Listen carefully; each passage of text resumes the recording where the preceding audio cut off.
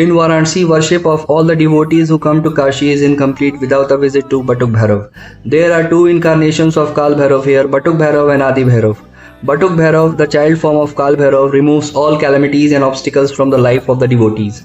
Adi Bhairav, who is also the child form of Kal Bhairav, help in resolution of horoscope doshas related to Rahu and Ketu.